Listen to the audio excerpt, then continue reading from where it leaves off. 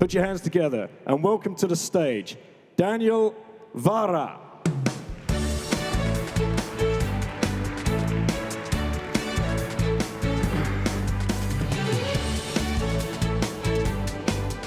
Hello. Hello. Thank you for coming. Welcome here. Thank you for coming. Just a few words about me. I'm a game developer. I make games for 20 years, 20 plus years. You may know games like Kingdom Come Deliverance or Mafia that I made. Interesting might be that we couldn't find any investors for our latest game, and so we turned out to Kickstarter and made several $1 million there and in our own crowdfunding.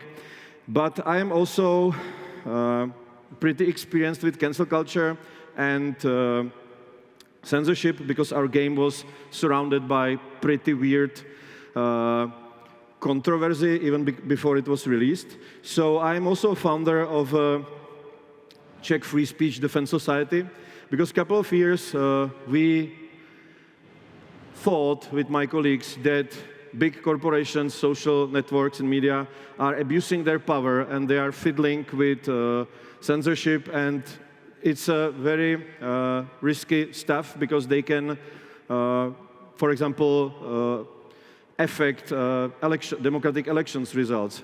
So we started a Free Speech Defense Society and made a petition which was signed by almost 30,000 people. We wanted to warn about those things. But lately, many things turned even worse than we expected. Our darkest fears were fulfilled. I am also a Bitcoin hodler since the time before it was cool, and I like the idea that Bitcoin gives us more freedom and keeps the dirty states of the state, the dirty hands of the state away from our wallets. I like the fact that it's outside of control of our nanny states, so and it's decentralized. But the same war we are fighting in the economic sphere is being fought in the cultural sphere as well. And I think that we are currently losing. I also believe that the way how to fight back is to use the same principles on which Bitcoin is founded in the cultural sphere. But let me start from the beginning, when it all started back in the old good days, when everybody can do whatever he wanted on the internet. There was total chaos and anarchy. It was anonymous, and things like MP3s and Vares and all those things started. Back in the day, the system was perfectly clueless how to deal with these things, which is and thanks to that, a lot of great things started to happen. It redefined this chaos and anarchy, redefined a lot of the industries, and it redefined it for them for the better. For example, in my industry, in 2003, out of the computer piracy arose Steam, which is the biggest gaming distribution platform that allowed anyone to publish his game and distribute it to the whole world without any middlemen, key holders, or corporations behind them. The Steam is also very unique because it doesn't censor almost at all. So Alex Jones can have a game on Steam. You can find hardcore porn or Steam. And interesting thing is that it doesn't cause any major issues. It's there. A lot of people warn against it, but nothing basically happens when it's there. So it proves that more freedom doesn't mean more risks or any issues. Another platform that arose in 2009 was Kickstarter, on which we raised a lot of money. And together, those two, it led people to be independent on the corporations on funding.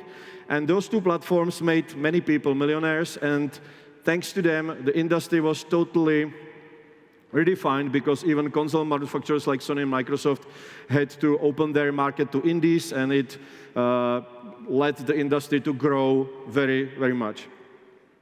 But everything good has to end one day. So during the times Google became evil, states learned ways how to track us and censor us. Corporate world has bought everything and monetized it to that. All the services like Napster, IMDb, Rotten Tomatoes, game rankings are now corporate and they are fiddling with their data. Facebook turned from platform for friends to clickbait advertisement platform. And YouTube censors like hell, and the user stopped to be a client and turned out to be a product. Also, as a software developer, I hate the fact that everything's dumbed down. So Winamp has more features. 30 years old Winamp has more features than any software to play music today. World is on the edge in many aspects. We have an economic crisis, we have health crisis, we have several ongoing wars, we have multiple escalating conflicts, we have migration crisis, we have population crisis, we have ecological crisis, and extremism is rising. Extremism of all kinds is rising a lot. But at the same time, our leaders, for example, in the European Union, say that our biggest problem is not those things, that it's misinformation. And they are trying to fight it. And basically they say that if they have to suppress our freedom so that Putin doesn't come and suppress our freedom, which is ridiculous. And it means that fighting disinformation always means censorship. And it ultimately leads to a thing that I call spiral of totalitarianism. Because at the beginning, you have this great idea how to make a world a better place. So you tell people what to say and what to think, and they don't do it. Then you have to start to be a little bit rougher. So you start censoring those people who doesn't want to say what you want them to say. But they keep doing it. Then you start to kicking them from jobs and somehow cancel them for saying it, but they still keep doing it. So there's no other way that putting them to jail or punish them by the law somehow. But some people still doing it. And then, oops, all of a sudden you have a totality, and it's ultimately followed by cultural and economical decline in the end. And hopefully, one day, after several decades, by a revolt that will restart the system again. The thing is that we are all equal. We all have the same rights, and no one has some special rights to filter the news for the rest of us. Democracy is founded on civil rights, freedom of expression, and the right to information. And without these, we cannot have democracy, because during the elections, people cannot make proper decisions if they have no access to all the information out there. Yet, some people still believe that Putin made me say these things, and that it's dangerous. Times are changing, but I would say that times are changing for the worse. Things we thought will never happen again are actually happening, and they are no more pushed only by the corporations, but also by the states, by the World Health Organization, by United Nations, and all those international entities. So let me give you a couple of examples what is actually currently happening. Some of you may know it, some of not, and it's quite eye-opening, I would say. This year in Germany, German police pulled 16-year-old girl from the class to tell her to stop posting Smurf Team AFD-friendly content to TikTok, which was perfectly legal, but 3 policemen came to the school to tell this girl not to do it, to warn her, which is absolutely ridiculous. Germany leads the way of censorship in many other aspects. So you can have big problems in Germany for writing even mildly controversial stuff on Facebook. Actually, New York Times had an article in which they found that there was more than 8,000 police crackdowns and home raids in Germany in last years for online speech, and that more than 1,000 people were charged or punished since 2018, which is just the tip of the iceberg. It's probably a lot more. corporations are not behind. So, for example, our friendly NGO, Free Speech Union in UK, has their PayPal account blocked by PayPal for breaking their terms of service by supporting free speech. Southern Poverty Law Center, which is a huge American NGO with more than $500 million on their accounts, is giving big corporations guidelines how to remove infrastructure services the controversial websites need to operate, or web hosting or such things, which is actually happening. I will give you a couple next examples. Service called Eventbrite removed a lot of events or posts and advertisements for controversial stuff, like the documentary of Matt Walsh, What is a Woman, which is a very popular documentary that had to be aired on Twitter because it was blocked on many other platforms. Even US Senate had a hearing. They found that big corporations are trying to suppress freedom of speech, especially for conservative personalities. And you all know this guy most likely because he went as far as freezing donations in Bitcoin to freedom fighters who were protesting against his government, which was luckily found unlawful by Canadian court. My colleague from the Czech Free Speech Society was a couple weeks ago at the National Conservatism Conference in Brussels, and this conference was actually stopped by the police for a moment by the order of local mayor. It in the end turned out to be a big international scandal because there were several former prime ministers and big top-tier politicians, but it was called extremist conference because there was mostly conservative and right-wing people, and police blocked people for entering and leaving. It was a huge scandal, and my colleague was actually there. In UK, they are also pioneers of censorship, so they have a thing called non-crime hate accidents or incidents. The Free Speech Union estimates that more than 250,000 non-crimes have been recorded since in last 10 years. Just to let you know, non-crime hate incident is something that is perfectly legal. You just claim something, but it will be on your police records, and in the moment when you want to get a job for the state or for some organization, you will not get this job, for example, because it's in your records and it's something that shouldn't be there. On the other hand, UK police is totally unable to actually deal with actual physical crime. So in 48% of UK neighborhoods, they were unable to solve even single one burglary, which is absolutely unbelievable. They have in London, they have like 900 people dealing with hate speech, but they are unable to solve actual physical crime. And these are the exact reasons why we need Bitcoin, to avoid these things, to be independent on this state machine trying to take control over everything.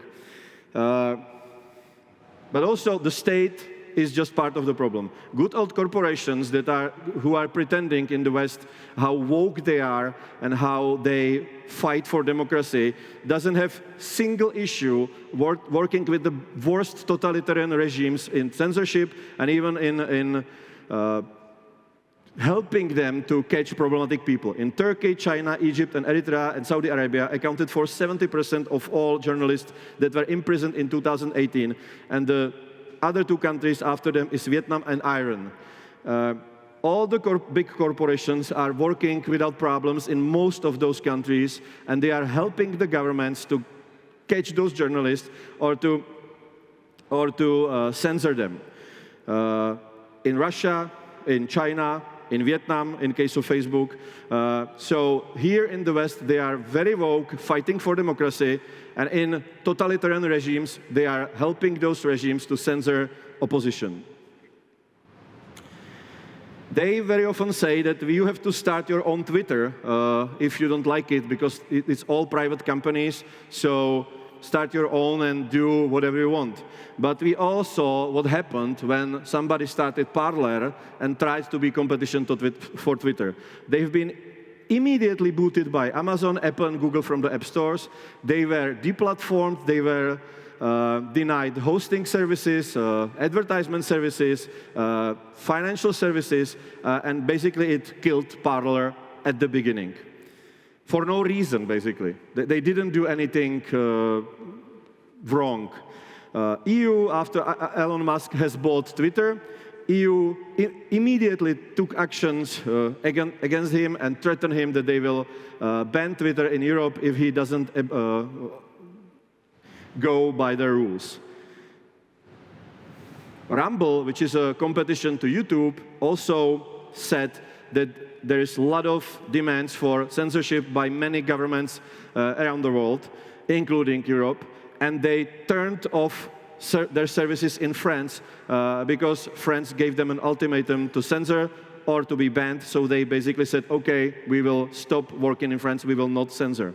So this is current situation. But the worst things, the reason why we started Free Speech Society at the beginning was that we were afraid that social networks could manipulate the democracy by affecting the people's opinion, manipulating what they see and what they hear, and affect the results of democratic elections, which actually all turned out to be true. So this is just one example from the United States. In 2020, New York Post had access to a laptop of Hunter Biden, which had a lot of evidence of him doing some criminal stuff. And 50 officials, former Secret Service chiefs and directors, said that it's Russian disinformation. After the elections, it turned out to be that the laptop is perfectly real. And currently, 79% of Americans think that this censorship affected the results of the elections. Last week, Biden was even convicted in 3 felonies, and the laptop was evidence in this trial. This is just the tip of the iceberg, what is happening that fits into 15 minutes I have here. We need to fight the nanny states. We need Bitcoin so the government can take our money and spy on our spending. But we need many other things that could be based on the same principle as Bitcoin. We need decentralized social platforms so they can silence us. We need decentralized messaging platforms so they can spy on us. Because that's what actually they're doing. They are listening to everything we write on messengers and WhatsApp and everywhere. We need these out of the reach of nanny states, corporations, secret services, NGOs, and crazy billionaires that are trying to make the world a better place. We need more decentralized freedom. We need freedom to pay, talk, and listen. And we need to decentralize and anonymize the internet again to be free people.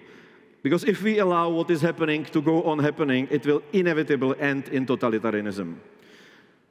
Thank you very much.